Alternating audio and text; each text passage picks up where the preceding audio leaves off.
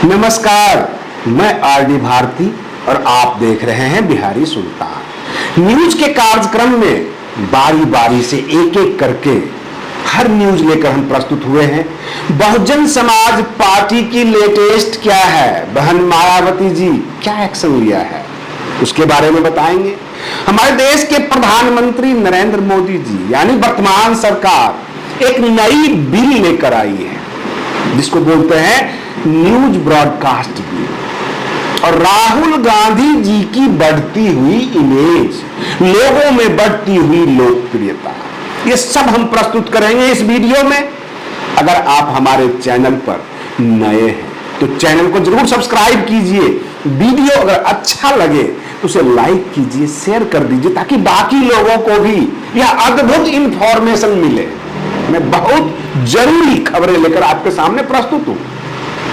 अगर आप social media user हैं और कभी भी किसी के बारे में भी कुछ भी लिखकर चले जाते थे, कुछ भी लिख देते थे, यानी सरकार के खिलाफ आप लिखा करते थे, तो सरकार आपको पकड़कर जेल में डाल दी। क्योंकि जो न्यूज ब्रॉडकास्ट बिल 2024 प्रस्तुत होने वाली है, कैबिनेट में ड्राफ्ट तैयार हो चुका है।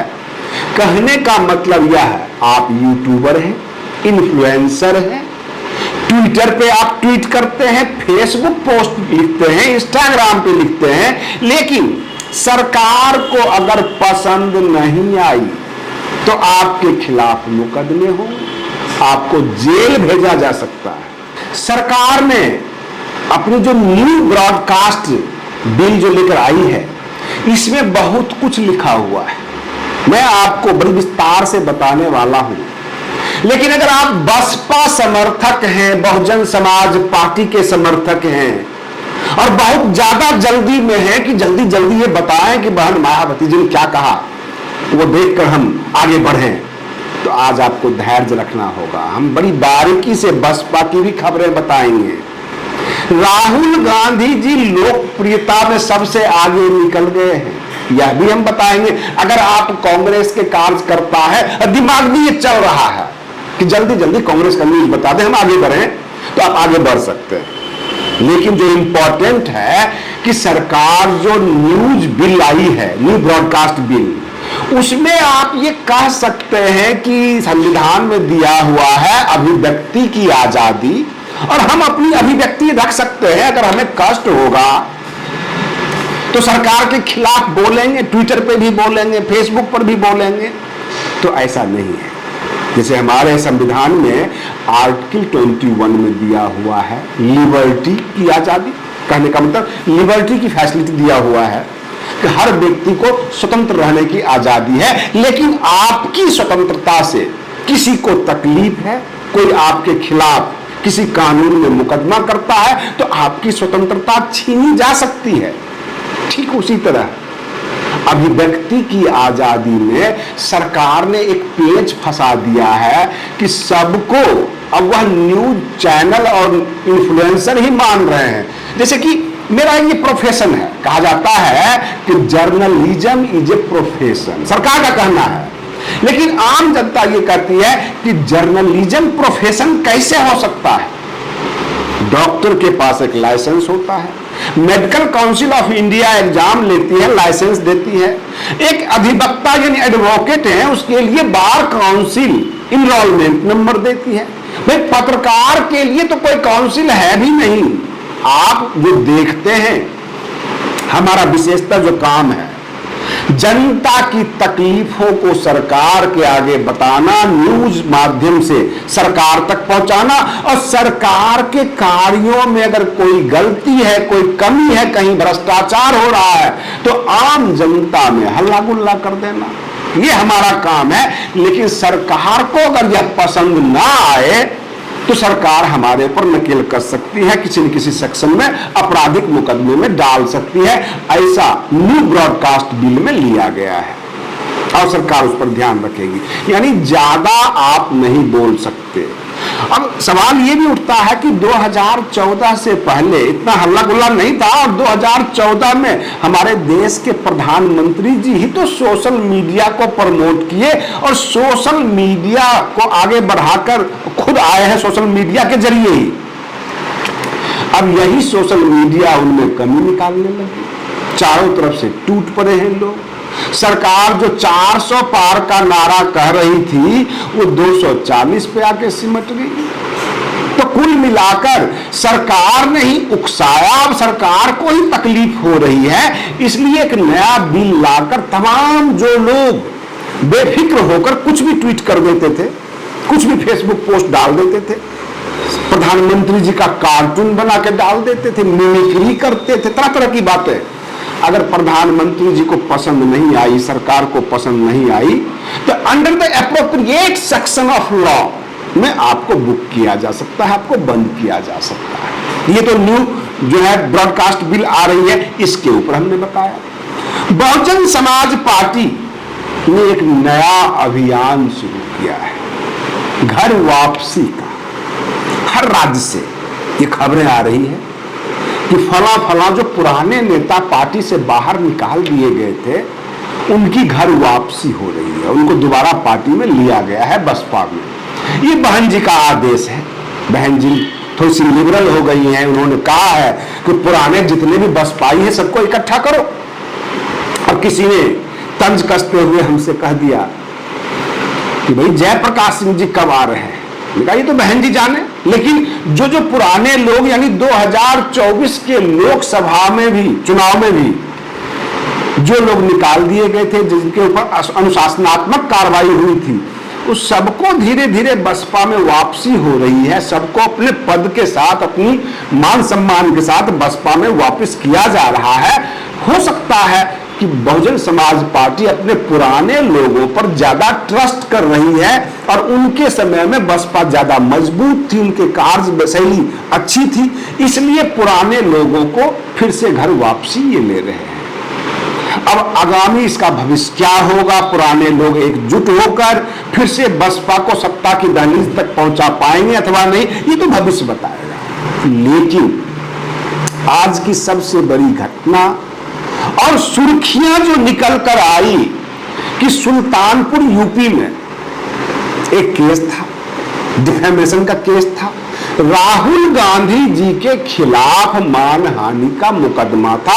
शुद्ध एवं सरल भाषा में हम आपको बता रहे हैं, वहां उनको पहुंचना था, लेकिन फिर से वो 12 अगस्त का डेट दे दिया गया और फिर दोबारा जाएंगे। लेकिन रास्ते में राहुल गांधी जी एक मोची की दुकान, यानी जहां पर जूता सिलाई होती है, मोची के दुकान पर जाके बैठ गए और उसके परिवार का हालचाल पूछने लगे। ऐसे साधारण लोगों की तरह बैठ गए, उसके साथ काफी दो पल बिताए। अब ये बातें जो सुर्खियां बनी, मीडिया में चलने लग गई। प्रश्न यहां पर यह उठता है कि नेताओं के बारे में अक्सर कहा जाता है, और खुद हमारे देश के प्रधानमंत्री जी बार बार राहुल गांधी जी को कभी शहजादे कहे, कभी गांधी खानदान के वारिस कहे, कभी पप्पू से भी नवाजा, बहुत तरह की बातें किए। और लोगों को भी ये लगता था कि ये बड़े बड़े जो नेता हैं चुनाव से पूर्व बहुजन समाज के मोहल्ले में 5 स्टार का खाना मंगाकर खाते हैं, नाटक नौटंकी करते हैं, और जब वोट मिल जाता है तो फिर दिल्ली का रास्ता पकड़ लेते हैं। लेकिन अभी तो लोकसभा चुनाव खत्म हुआ है और राहुल गांधी जी की ये पहली घटना भी नहीं है। वो ट्रक ड्राइवर के साथ मिले, राजमिस्त्री से मिलने के बाद उसके हाथ से जो उसका इंस्ट्रूमेंट होता है करनी वगैरह, उससे उन्होंने ईंट जो है चुनाई का काम शुरू कर दिया, धान के खेत में गए, धान रोपाई का काम किया। कहने का मतलब ये, इसको हम नाटक नौटंकी अब नहीं कह सकते, क्योंकि एक नहीं 100 से ज्यादा फुटेज आपको ये देखने को मिलेंगे कि राहुल गांधी जी आम जनता के बीच जाते हैं, कनेक्ट होते हैं, और उत्तर प्रदेश में सबसे ज्यादा लोकप्रियता वाला, यानी प्रधानमंत्री जी से भी ज्यादा लोकप्रियता वाला नेता अभी राहुल गांधी जी हो चुके हैं। ये सर्वे में आ गया है, आम जनता से मिलते हैं। तो क्या राहुल गांधी जी के पीछे जो उनका गाइड करने वाले लोग, उनका बदलाव हुआ है या इनकी आत्मा का बदलाव हुआ? ये पहले वाले ये राहुल गांधी नहीं रहे या न्यू अवतार है? ये हम बाद में डिस्कस करेंगे इसके ऊपर। राहुल गांधी जी का वह वीडियो जो मोदी के साथ बैठकर 2 पल बिताए, पूरा सुर्खियों में आ गया, वायरल होने लग गया। और ऐसा लगता है कि भाजपा की जो आईटी सेल है वह थक गई है। उसने सोच ली है कि बार बार पप्पू पप्पू कह के अब हम लोग थक चुके हैं और इनका ग्राफ बढ़ रहा है। अभी फिलहाल जो संसद की स्थिति है कि जो सत्ता पक्ष है वो अपने आप को ग्लानि फील कर रहा है, बिल्कुल डिमोरलाइज स्थिति में है, और जो विपक्ष है वो मजबूत हो रहा है। और विपक्ष में जो भी लोग हैं करीब करीब सबने सर्वसम्मति से राहुल गांधी जी को अपना नेता मान लिया है। विपक्ष अब यह समझने लगी है कि हमारे विपक्ष में एक नेता आ चुका है जो आम जनता से अपने आप को कनेक्ट करता है, जिसके नाम पे वोट हम ले सकते हैं। पहले 2024 के लोकसभा चुनाव से पहले की बात बता देता हूं कि जब प्रधानमंत्री नरेंद्र मोदी जी का चेहरा होता था तो फिर नजर उठा के देखते थे कि इस चेहरे के सामने विपक्ष का चेहरा कौन। लेकिन आज ऐसा नहीं है, परिस्थितियां बदल गई है। राहुल गांधी जी केवल नेता प्रतिपक्ष नहीं बल्कि पूरे देश में आम जनता और विपक्ष का एक चेहरा भी बनते हुए और उसमें सफलता प्राप्त की है। आम जनता उन्हें अब एक्सेप्ट कर रही है, उनकी सुनती है, और आम जनता को लगने लग गया है कि इनके हाथों में भविष्य सुरक्षित है। क्योंकि जब सदन में यह कहा जाता है कि हमने 85 करोड़ लोगों को 5 किलो चावल गेहूं दिया, इसका दूसरा मतलब यह भी होता है कि 85 करोड़ लोगों को भूखा मारने का काम हमने किया है। अगर हम चावल गेहूं नहीं देंगे वो भूखे मर जाएंगे, यानी भूख के कगार पर 85 करोड़ लोगों को ला दिया। यह सीधा संदेश है भारतीय जनता पार्टी का इस देश की जनता के नाम, और यह आम जनता अब समझने लग गई है और राहुल गांधी जी को अपना चेहरा, अपना नेता मानने लग गई है। इसमें कोई शक नहीं, कोई लाग लपेट नहीं।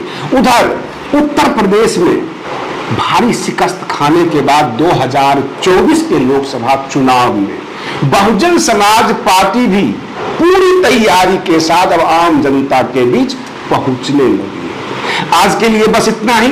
आप बने रहिए बिहारी सुल्तान चैनल पर। हम फिर मिलते हैं अगले वीडियो में, तब तक के लिए धन्यवाद।